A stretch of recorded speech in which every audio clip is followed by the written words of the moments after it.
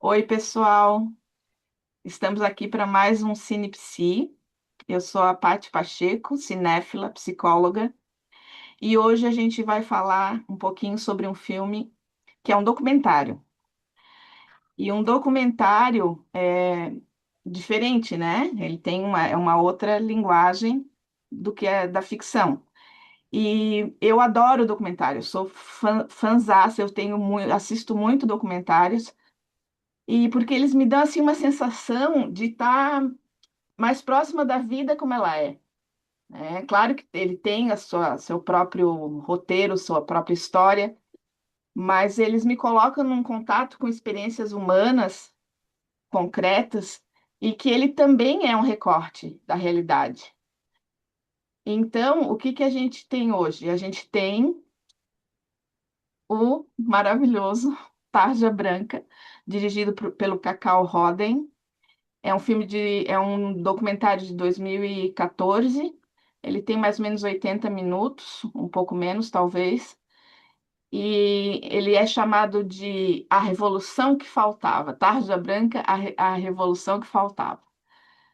É um filme sobre brincar e ele tem uma humanidade, uma conexão tão grande com o essencial humano, que é falar sobre a importância do brincar. Ele defende o brincar não como uma atividade exclusiva da infância, mas uma necessidade humana que favorece a criatividade, a saúde emocional e a sensação de estar vivo. E essa proposta, ela dialoga diretamente com as ideias do Winnicott e da Virginia Satir. Depois a gente fala mais um pouquinho sobre isso. Eu sou a Raquel Schatz, sou psicóloga intercultural, terapeuta de casais e, como a Paty citou, eu ia começar falando dele, o grande Winnicott, que tem um livro que se chama O Brincar e a Realidade, que é sensacional, que destaca a importância da brincadeira no desenvolvimento infantil, né? Porque a criança brincar para ela é o mundo dela. É onde ela elabora as questões dela, onde ela ressignifica várias coisas. E no documentário, quando ele traz isso da importância do brincar também para o adulto, me levou num lugar muito profundo, porque eu sou uma grande defensora dos hobbies. Né? Com os meus pacientes, eu sempre trabalho muito isso, eu sempre questiono: você tem um hobby? Você tem algum momento, algum lugar que você se dedica a algo, né, essa outra atividade que não é uma cobrança, que não é o trabalho, que não é uma demanda familiar? E é muito curioso de ver como é difícil para o adulto se permitir esses momentos. Quando a gente fala brincar do adulto, não significa que o adulto vai sentar e começar a montar um Lego. Pode até ser, porque Lego é sensacional, né? Mas o que significa o brincar para o adulto? Né? E a importância que esse brincar tem, que a gente volta ali para a criança, de pensar que é um momento em que ele pode ressignificar muitas coisas, que ele pode elaborar questões, às vezes até que fazem parte da própria identidade dele. E é importante a gente pensar a questão da brincadeira e a questão do tédio, né? Porque o psiquismo ele se estrutura nesses lapsos, ele precisa do lapso para poder se estruturar. E eu fiquei pensando muito nos brinquedos construídos, né? Que precisa do tédio para poder construir um brinquedo, para poder dar sentido para aquele brinquedo. Quando tudo está pronto, quando tudo já está na tela, não tem espaço nem para o tédio, nem para a criatividade, muito menos para brincadeira. E para mim me veio um contraponto enquanto eu assistia o documentário, que é o quanto as crianças não brincam mais e os adultos brincam demais, né? Então fica uma coisa de uma certa adultização da infância e uma infantilização da vida adulta, mas não no brincar criativo, no brincar produtivo, como a Raquel está trazendo, mas não brincar de escape, porque quando eu tenho um vício de tela, quando eu fico horas jogando videogame, não é um brincar produtivo, né? E não é nada contra o videogame, mas é a questão de se aquilo tá como descarga ou se aquilo tá como algo do realmente realizar alguma coisa ali. Então a minha provocação vem nesse sentido, que parece que a gente inverteu o lugar do brincar, né? Ele se perdeu de onde ele devia estar. E ele vem com uma função desvitalizada na vida adulta, né? Ao invés invés de poder ser esse hobby, esse brincar produtivo, ele acaba vindo como algo só do pôr para fora, sem poder simbolizar muita coisa. É, é incrível, é incrível. Uma coisa também que eu queria comentar é que eu penso também em quem nos assiste, que também a gente pode ter de público psicólogos, psiquiatras, né? Eu acho que a gente, não é que a gente vai dar aula, falou em Winnicott, quem é o Winnicott? A gente não vai dar aula disso.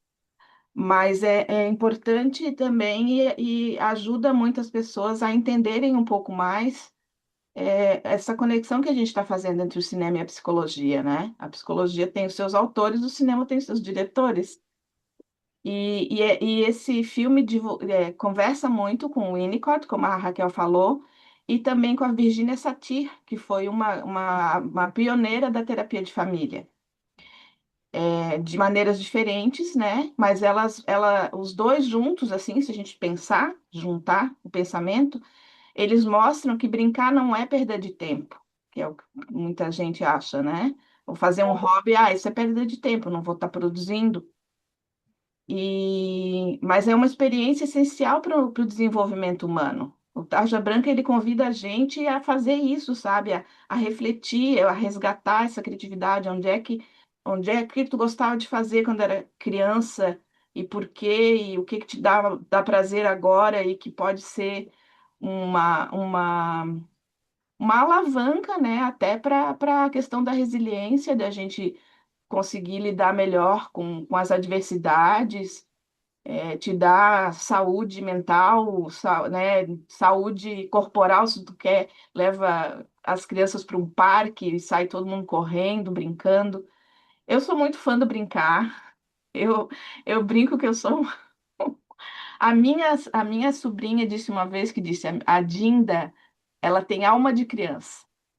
Então, depois disso, gente, o que mais que eu posso dizer sobre Tarja Branca? A minha alma é de criança, por isso que esse filme me toca tanto, sabe? E eu recomendo, eu sempre digo assim, alguém tá meio triste, tem que ver Tarja Branca. É o que a minha prescrição é essa. Acho que aqui não só assistir o documentário, né, Paty, mas também se permitir absorver aquele conteúdo e se permitir brincar, né? Uma coisa também que eu fiquei pensando sobre o filme que eu achei muito legal e trazendo um pouco do que a Ângela falou, né, do que é o brincar hoje, de como as coisas foram se transformando, né, como as crianças hoje em dia preferem brincar na tela, e que a gente até questiona se isso é brincar, do que fazer uma brincadeira manual, prática do corpo. E aqui uma coisa que tem um pouco a ver com a minha vivência, né, que eu acho bem interessante, eu moro fora do país, e aqui existem muitos parquinhos de rua, e os parquinhos, para um brasileiro que chega e olha, eles são assustadores. Sim, assustadores mesmo. São umas coisas altas para escalar com corda, uns escorregadores de 5 metros de altura, uma coisa bem.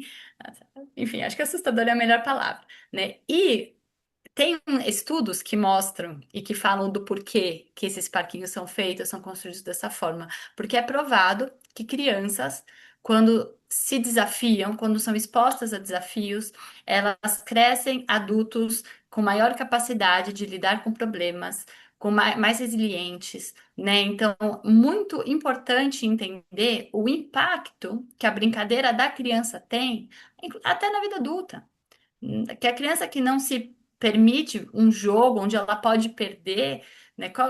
Como é importante saber perder, né? E se colocar no risco de, bom, eu vou jogar, eu posso ganhar, eu posso perder, e o que vai significar ganhar ou perder, e como que isso vai me impactar como sujeito, e que eu vou levar isso para minha vida inteira. Até no futuro, nas minhas relações também com os meus filhos. Então, eu acho que a reflexão que esse documentário traz, ela tá num nível tão profundo, né? Um pouco do que a Paty falou no começo, de ninguém enxerga a brincadeira, a hora do recreio da escola, que eles falam isso, tinha que ter mais hora do recreio e menos aulas de matemática, né? Ninguém coloca. a devida importância e não percebe o impacto que existe por trás. Eu só queria fazer mais um comentário que eu achei, aconteceu ontem na minha casa, e eu tinha acabado de ver o filme e aquilo ficou na minha cabeça. O meu filho, ele tem aula de ética na escola. E sexta-feira, hoje é sábado, sexta-feira ontem ele teve aula de ética. E aí meu marido perguntou pra ele, como que foi a aula de ética? Ele, a gente foi pro parquinho. E meu marido, vocês aprenderam ética no parquinho? E meu filho, foi. Ele tem 7 anos. E aí meu marido deu risada, né? E eu não dei risada, eu sorri. Impactada pelo filme, eu entendi que não é que meu filho tá certo. O quanto de ética e de cidadania a gente não aprende num parquinho com outras crianças. Hum.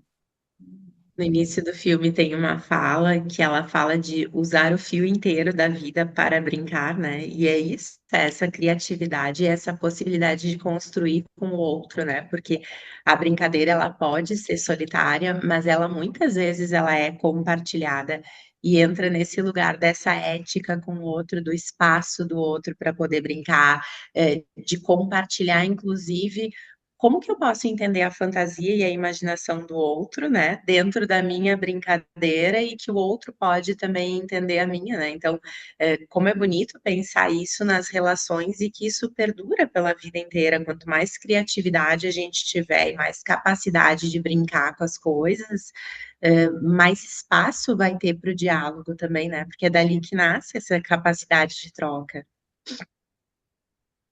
E as diferenças culturais, né? Essa questão do parquinho. As diferenças culturais no Brasil não tem parquinho assim tão com tantos desafios, tanta altura. Pelo contrário, todo mundo quer cuidar da criança para a criança não cair, para não se machucar, né? É uma coisa mais brasileira mesmo. E também a questão do tédio, do desafio, às vezes montar um quebra-cabeça com aquelas pecinhas miudinhas ali também é um super desafio, né? Tem que ter muita paciência, não é só o escorregador de 5 metros. Então, cabe lugar, né? Tem lugar para todo mundo, tem lugar para todo mundo. É, então, para mim, né, esse filme é muito interessante, é um filme assim do coração.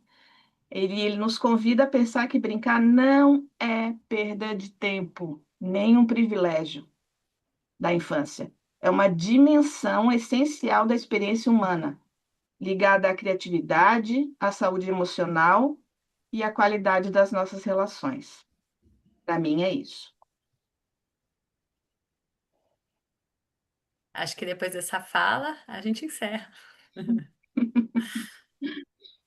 Pode ser, então, que a gente tenha, né, mais pessoas podendo assistir o Tarja Branca, que né, já entra também nessa questão do cinema, o cinema de nicho, que não vai para as telas grandes, e, enfim. Olha, se alguém quiser assistir o Tarja Branca, deixa um comentário. A gente tenta achar um jeito de, de você conseguir acesso, tá bom?